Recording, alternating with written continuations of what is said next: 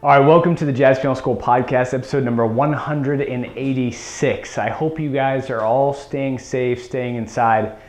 I just took a shower for the first time in like 4 days. I'm just kidding. I'm not. No, but anyway, I really hope you guys are staying safe. This is definitely a scary time for a lot of us, and myself and my team at Jazz Piano School are doing our best to provide amazing content, lessons, and quality education for you so that you can stay, feeling good in these troubled times, right? You can feel like you're making progress with things and you're moving forward in your jazz piano journey. So we're here for you. We're not shutting down because this is what we're used to, right? We all work from home. Me and my team, we're all virtual. So we're gonna keep producing, we're gonna keep helping, we're gonna keep caring for you. And if you have any questions at all, please feel free to email us at any time. So this is going to be brought to you by Sterling Koza, one of our amazing educators. He's going to be giving you amazing tips to stay motivated during this quarantine, right? To stay motivated on your practice schedule, stay motivated in your journey. It's a really, really awesome, fantastic podcast. I love a lot of all of his tips that he gives. Actually, they're motivating me. I was listening and I went and sat down and started practicing. I was like, man, this feels good, right? So with that being said, let's dive into this episode and you can gain all that motivation that you're looking for. Here we go. Hey everybody, it's Sterling from jazzpianoschool.com. Now with everything going on lately, I figured I'd make a podcast about ways that you can stay motivated in your practice and maintain your creativity, especially, with all this isolation with the quarantine going on and all. It's difficult to stay motivated and stay creative when you've got so much time to yourself and kind of separated from everyone else. So as artists, we got to stay strong and keep the music alive. And I think that routines can be really helpful. And I'm going to talk to you a little bit about my practice routine and some ideas of ways that we can stay creative and keep the ideas flowing. We're always looking for new stuff to check out and new ways to grow. So I'll get started by telling you about my practice routine and my warm-up. So this is the thing I do as soon as I get to the piano. The first thing I'll do is what's called the Rachmaninoff exercise. And this exercise is detailed more in another podcast that you can find on the website. But basically what it is a figuration in both hands.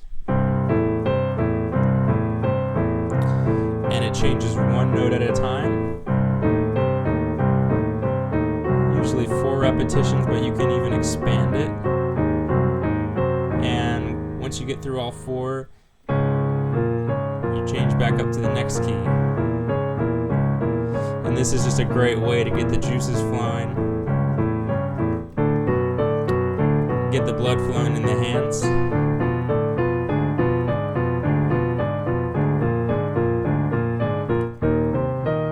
And we go up all the way through the keys, right? So it really gets the hands warmed up and ready to go. The next thing I'll do is scales. And you can practice major scales, minor scales, different types of minor, harmonic minor, melodic minor, natural minor. I've been really into harmonic lately. And what I'll do is practice these in contrary motion, 4 octaves. And back.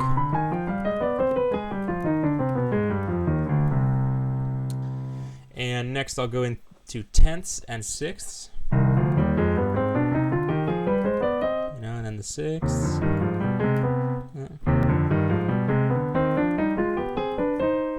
Right. And if you're looking for an extra challenge, you can go tenths and contrary motion.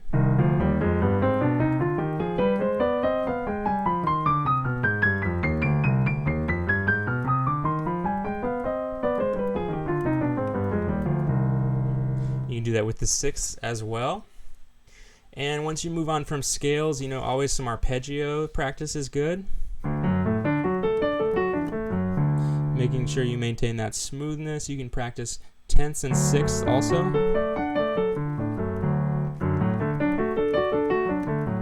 And of course, you're going to take that through all the keys. And another great element of a warm-up routine can be Hanon. I'm a huge proponent of Hanon. One of my favorite figurations is this one. And I like handing because I can be practicing maintaining symmetry in the hands, making sure they're both relaxed, not doing any weird things. You can even practice with a mirror to see how your hands look at the end of the piano. And using a metronome can be really key for practicing handing. You want to start slow, like I said, real detailed, make sure the hands are looking good, and then you can speed it up to some more challenging tempos.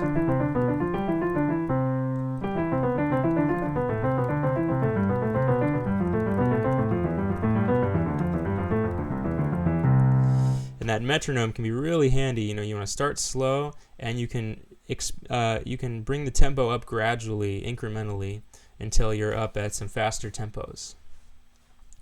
Now, another important thing you can add to your warm-up routine is sight reading. Now, I've been incorporating a lot of classical into my practice routine lately. And of course, when you're reading new pieces, sight reading can be a really great skill to practice.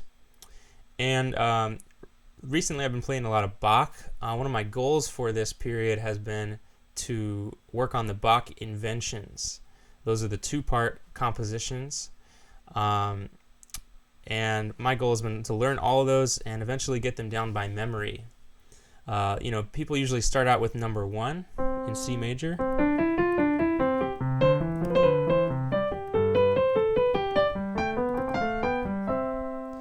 That might sound familiar. There's also a really fun one I've been working on recently called it's number 8 in F major.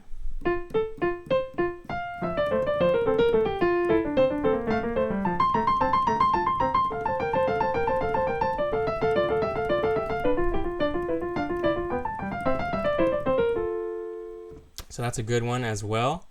So eventually, I want to have all of them together. That's my goal.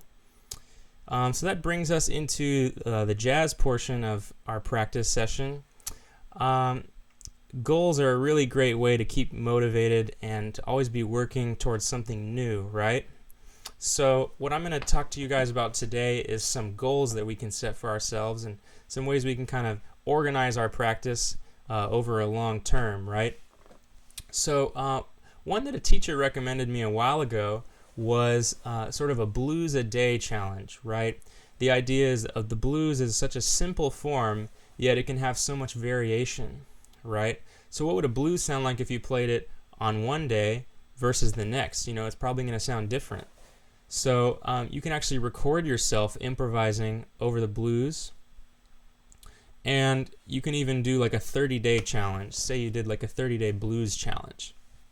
You record yourself playing a blues once a day, maybe at the beginning of your practice or something, every day for 30 days. You're probably going to sound a lot different on the other side, right? And there's so many different blues heads you can check out too. Charlie Parker had some great blueses, such as Cool Blues, Billy's Bounce. John Coltrane wrote some great blueses. There's a whole album, John Coltrane Plays the Blues. Milt Jackson has some pretty classic blueses. Everybody's written blueses. Here's one that I found the other day by Bud Powell called Another Dozen off the album Bud Powell Swings.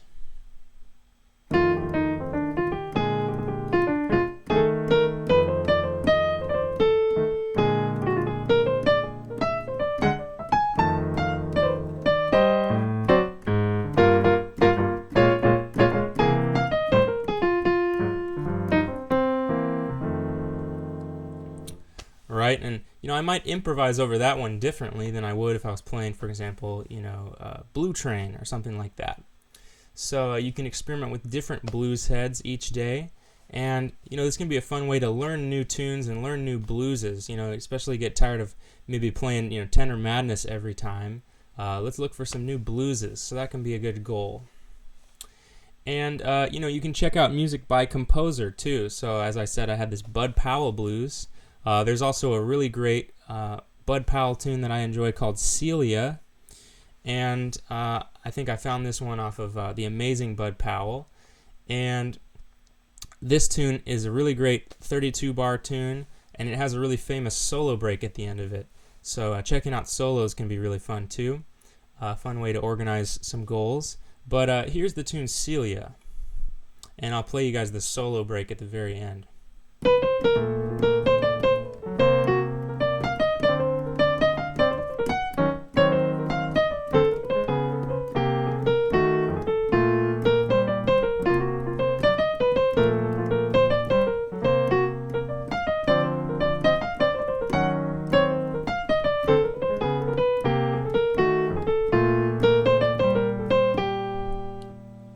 And then here's the send off to the solo.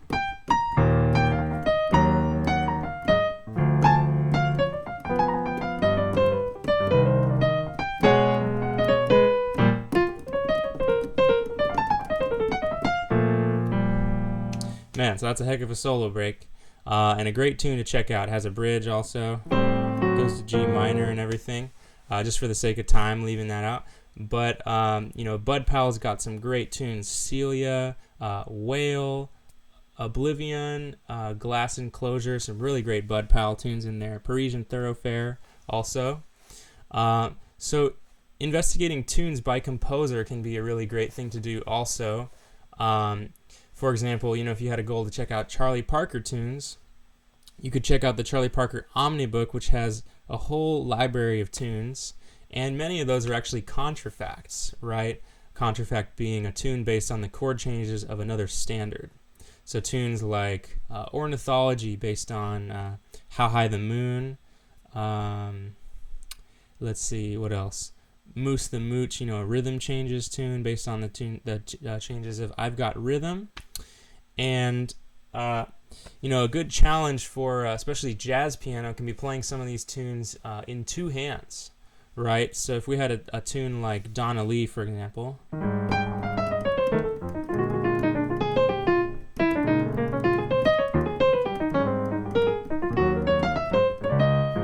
right?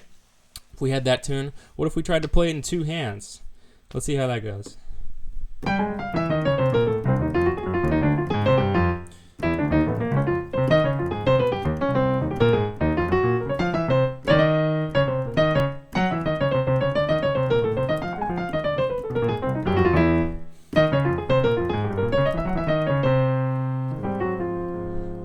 Right, so that's definitely a shed, man. I've practiced that a fair amount, and getting through some different tunes too can be really challenging. If you wanted to learn like 5 or 6 Charlie Parker tunes in two hands, you'd really have a lot of work cut out for you. Also, trying them in different keys, right? What if we did it in C?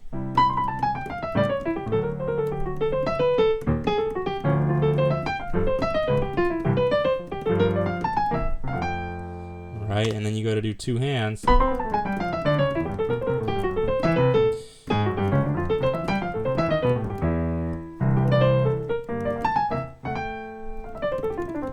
Right, so man, a lot to work on there. If we have so much time on our hands, we can really get some good work done. Learning those tunes, two hands, can really, push us ahead. So there's some other great composers with tunes to check out. John Coltrane had some great contrafacts, such as Satellite, tunes that involve Coltrane changes, 26-2. That can be a really great shed. Monk tunes are a great shed. There's also more contrafacts by Lenny Tristano and Lee Konitz, kind of that school, kind of West Coast school.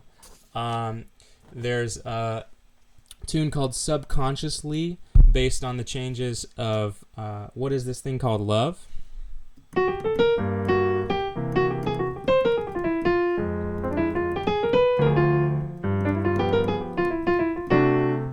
So that's a really interesting tune. And, since we're in isolation, you can't have the chance, unfortunately, to play these tunes with people, but a great way to practice this would be to turn on, a play along or iReal Pro accompaniment, and you can set up the changes for What Is This Thing Called Love, but be playing subconsciously, right? And of course you're going to improvise over that maybe differently than you would play over What Is This Thing Called Love. And Tad Dameron had a contrafact over that same tune called Hot House. So you could practice What Is This Thing Called Love, but play it 3 different versions, one with each contrafact, right? And that would really mix things up. So shedding tunes by composer, by shedding each all the tunes by each composer can be a great way to investigate some new music and practice your improvising. And lastly, if we're, kind of by ourselves, practicing solo piano is the operative thing, right? So there's some really influential albums to check out in terms of solo piano that I'd love to recommend to you guys. One is Bill Evans' Alone. Keith Jarrett has some really great ones. An earlier one called Facing You, where he does some original compositions, and then also The Melody at Night with You, which is an album he recorded for his wife. And Monk has one called Solo Monk. And then Brad Meldau has a compilation that was recently released called 10 Years Solo, where he plays a combination of, standards, originals, and popular songs such as like Beatles songs and everything. So some really great stuff to check out in there. Of all different styles, pop, kind of ballad style, and a more free-form improvisation from Keith and everything. And then another style that's useful to shed is stride. And we've got some podcasts on stride in particular, but, investigating it on your own, there's some tunes you can check out, older tunes such as Back Home in Indiana.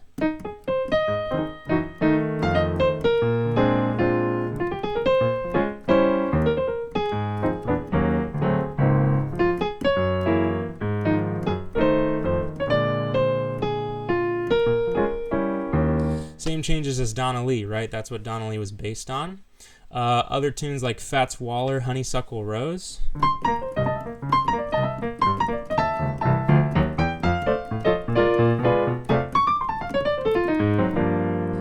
Right, kind of that style. There's also Body and Soul, which is a ballad often played, but it's some pianists are playing it kind of in an older style. There's a Teddy Wilson version that I really enjoy from, I believe, the mid-30s. And, kind of taking a more stride approach on that tune can be helpful.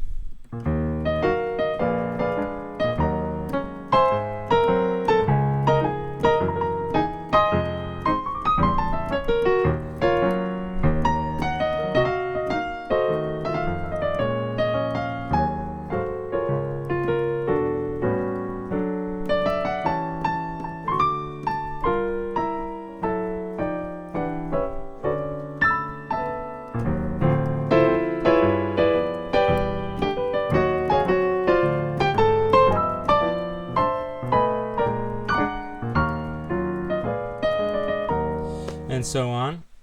All right, so that can be a really good shed to get into, checking out stride pianists such as, Teddy Wilson, Willie the Lion Smith, James P. Johnson, and going all the way back to somebody like Jelly Roll Morton or even Scott Joplin, the very beginning, checking out some Joplin tunes like Maple Leaf Rag.